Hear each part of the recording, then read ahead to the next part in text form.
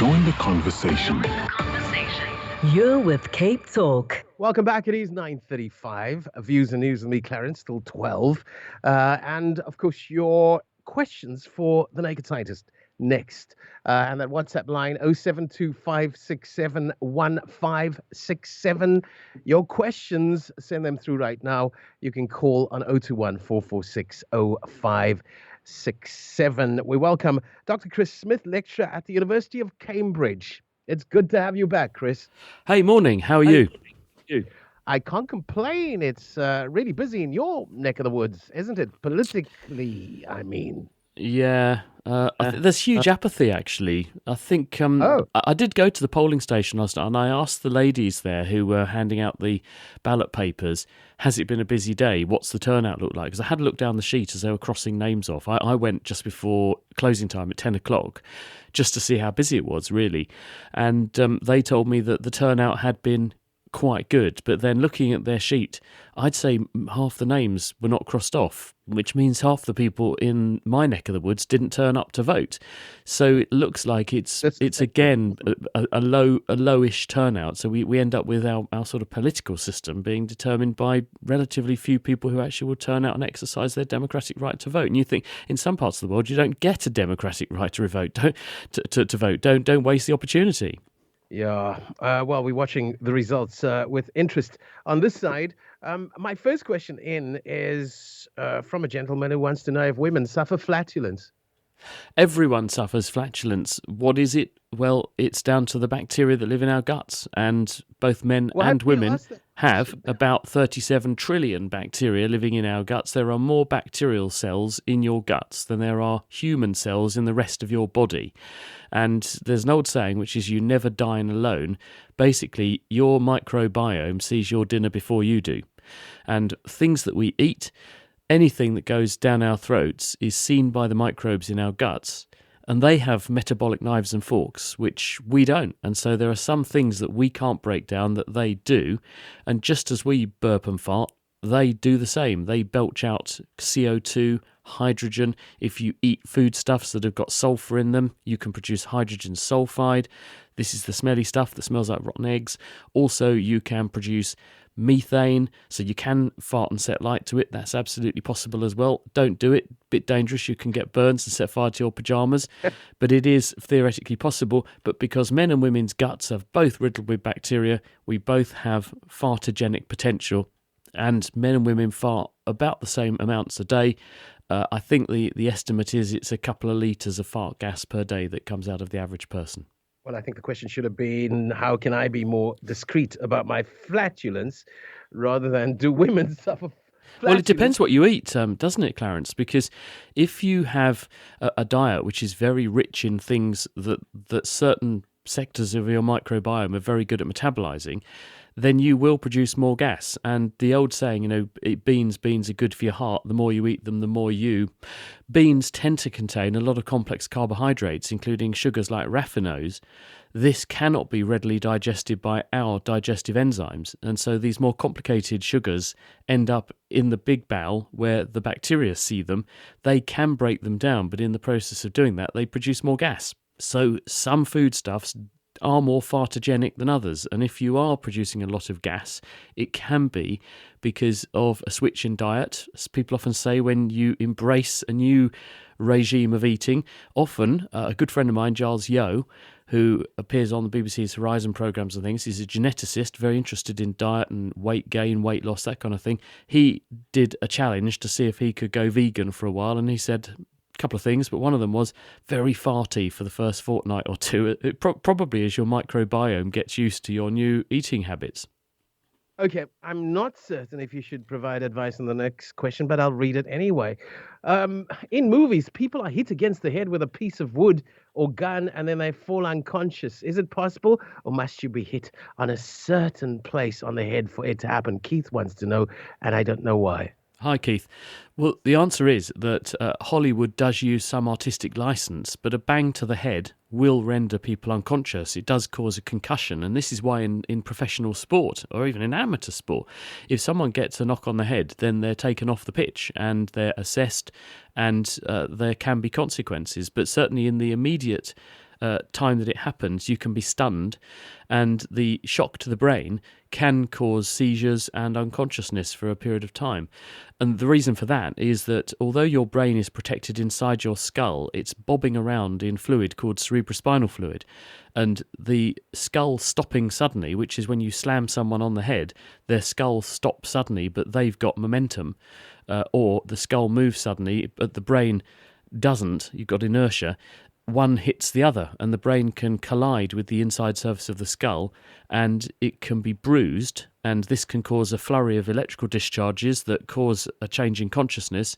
The other thing that can happen is if you do get a bang on the head, you get what's called a contre coup injury as well, which is that the skull bashes into the brain, accelerates the brain, which then bashes into the skull on the opposite side as well, so you can actually get a 1-2 punch, quite literally, inside your head as well as outside. I think a very important question. We're seeing a bit of an upsurge in violence in younger people, gang violence. Younger people are being implicated. And this morning with Lester Kivitt, people were talking about young people with psychopathic tendencies. And the question is, please ask Dr. Chris, if people are born with psychopathic tendencies, or are they socialized, nurtured or natured? Probably both. In the same way that we've got animal studies that show that certain breeds of dog, we're looking at XL bullies, for example, in the UK legally at the moment, because they've been linked to a number of instances where these animals have turned on members of the public and even their own owners. There are breeding studies famously among foxes in countries in the former Soviet Union where they've actually bred for traits where if you select an animal that behaves a certain way and breed from it, you can breed and over time concentrate those traits in the progeny of that animal. This argues that there is an element of nature, in other words, genetics, wired into how we behave. But certainly it's more complicated and subtle than that, because nature as well as nurture are critical. And if you have an upbringing where you have to fight for everything you've got, then it tends to bring out those sorts of instincts if they're there. On the other hand, if you are shown the value of community spirit, considering others, etc., you're less likely to see those things manifesting themselves. So I think there's no one discrete simple answer to this, but there are certainly elements of genetics in terms of how we tend to behave, but these are disclosed by how we're reared, where we're reared, and the sorts of opportunities and I suppose life chances that are afforded to us. Okay, then please ask Dr. Chris. So, although the sun is on its way back to us, and obviously this is a Southern Hemisphere perspective, the sun is on its way back to us after the solstice. The temperature is getting colder, and the opposite happens in February too, when the sun is on its way back north, but we get our hottest temperatures. Rob in Pinelands with that question. You've got to remember that while the sun is the source of heat for the Earth, and it doesn't just light things up, the arrival of light energy is absorbed into the ground, but also into the oceans, and slowly warms those things up. There is therefore a thermal inertia effect. In the same way that if I'm riding my bike down the road and I stop pedalling, I don't immediately stop. The bike has inertia. The heating effect accumulates in the oceans and in the ground. So even though the days become longer, then it takes a while before ground temperature increases enough to start influencing air temperature, and water temperature influences air temperature, and that brings the temperature up. So even though days may, at the end of the summer, begin to shorten, the summer is closing, the winter is coming, and days are getting shorter, there's enough embodied thermal energy in the ground and in the ocean that it props up the air temperature for much longer than you normally expect to. And this is why in the Northern Hemisphere there are people who go swimming in the seaside at Christmas time, on Christmas Day. It's kind of a tradition for some people. And this is because the sea is much warmer then than it ought to be based on the length of day, but there's still a lot of heat in the ocean. And as the year wears on, slowly that warmth ebbs away and then has to start warming up again once the days become long and the air temperature is higher and the heat loss rates from the water and the land drop again. Heat loss rates drop again, so that there's more embodied energy back in there. So it's all about thermal inertia and the fact that you turn the light on and turn the heating on, but the room isn't instantly hot. That's what I'm getting at. Makes perfect sense. And thank you for that. Let's go to that voice note in about plastic packaging. Dr. Smith, I have a question about plastic packaging. we use a variety of different plastics, polypropylene, polyethylene, and so on, for packaging. And apparently only some of these are recyclable. That's in South Africa. I don't know about the rest of the world. Is there a particular reason why the different plastics are used? Is it convenience, or does it just happen to be the manufacturer's preference? Thank you. This is Mark. Bye. Hi, Mark. The answer is all of the above, really. Different chemical compositions of what we call plastic give different properties to that material. So if you want a material that is very thin and very light and very flexible and very nice against the skin for various products and that kind of thing, clothing even, you would choose a different chemical composition. You put different numbers of carbon atoms and different arrangements of your carbon atom chains in your polymers and other things as well to give that characteristic. And this means that it's horses for courses. Some plastics have very different characteristics to others. And if we mix them up, you then end up with all those characteristics blended. And it's a bit like taking the different paint, which individual colours look great on the wall. But if I mixed all the tins of paint together, I'd end up with a horrible grey that would not look so attractive on the wall.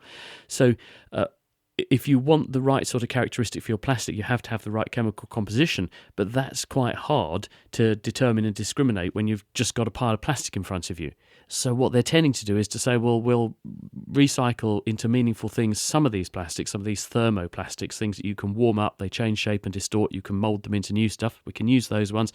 Others, they're not so easy to work with, so they end up in landfill anyway.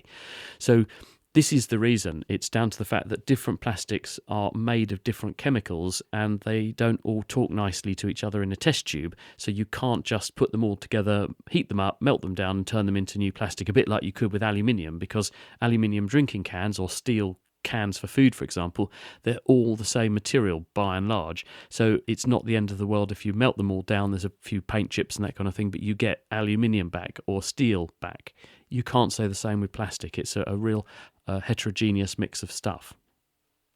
Thank you for this opportunity, says Brioni. Please, can you tell me if a heart problem where the left ventricle muscle has enlarged, has developed, can the muscle be reduced in size? It depends. Now, if you're a professional sportsman or woman, and we've been watching the Euros, for example, playing out, a lot of those footballers are going to have a heart rate of about 40 a minute. Mine's about 70. The reason their heart rate is low is because they are trained and fit, and this means they have made their heart get bigger. And a bigger, beefier heart muscle pumps more blood with every beat, and therefore it doesn't have to beat so often in order to expel the same volume of blood, so their resting heart rate's lower. That's called physiological cardiac enlargement or hypertrophy. If I went to the gym and lifted weights, or in my case recently I built a patio, I've got a lot stronger because using skeletal muscle increases the amount of muscle mass in order to respond to the demand you're putting on it. But now I've finished making my patio, and if the sportsman stopped running around the field or stopped going to the gym, then the muscle would slowly atrophy or reduce in size again. But in the case of a heart enlargement that is pathological, this is called pathological cardiac hypertrophy. This can happen for a number of reasons.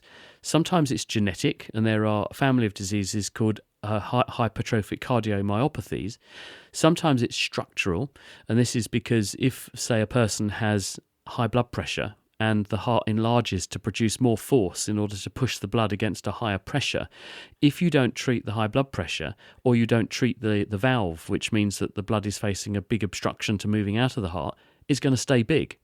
On the other hand, if you do take away those reversible causes, there's every reason, if caught early, the heart could reduce in size.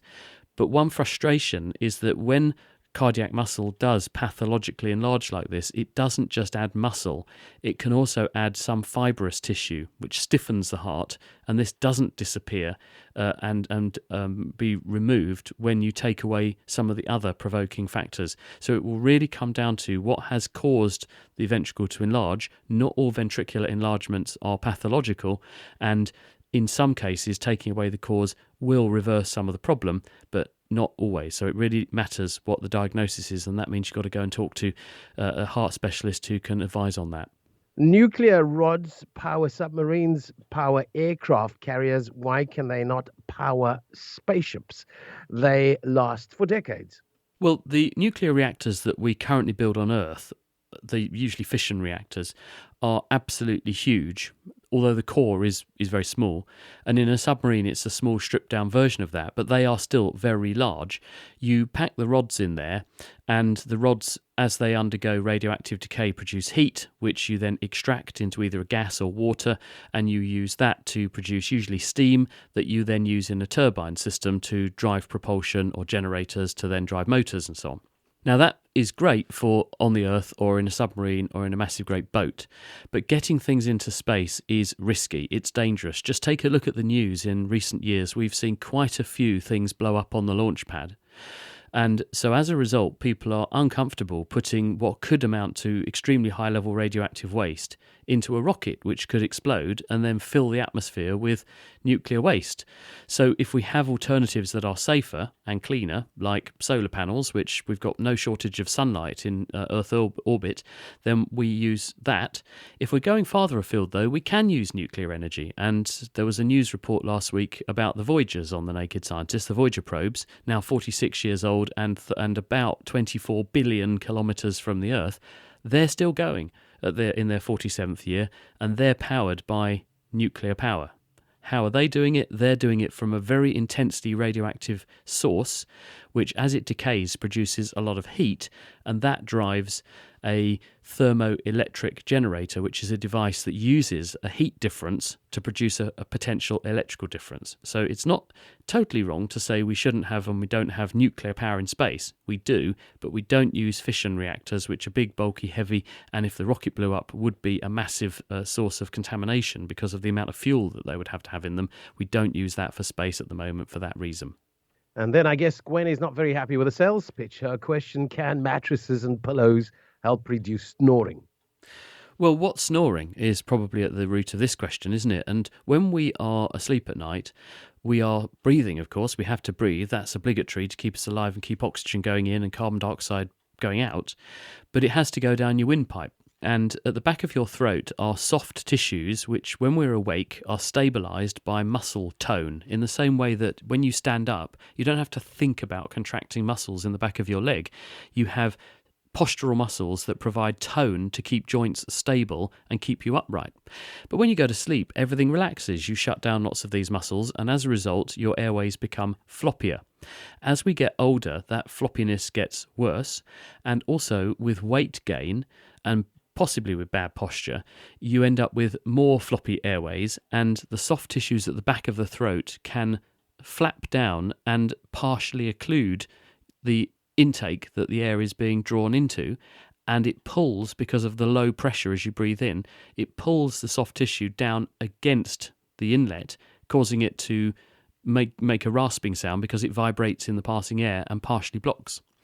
So how can you stop that happening? Well, one of the ways to stop it is better posture. So sleeping in certain positions, so you're not laying on your back with your head flopped back, reducing the chances of the posture, enabling the tissue to fall backwards. So some things that stabilise a certain posture can help, but the best way to do this is to try to maintain the tone of those muscles. Don't end up with extra flab around your neck. So if you are a bit weighty, try and keep the weight down, because that will help keep things from pressing in on the airways and reduce the risk of snoring in the first place. But some pillows and that kind of thing might help a bit, but you have to find out. You have to try and find out if that's going to help you, because everyone's different. Everyone's different shape, different size, different reason why they might be snoring. And that's where we're going to have to rest it for today. A big thank you, Dr. Chris Smith, a lecturer at Cambridge University, of course, the Naked Scientist, to us every Friday just after 9:30, and an opportunity for you to ask those questions that keep you awake at night. Hopefully some peaceful sleep is due to some of the people who posted questions this morning. News coming your way at the top of the hour.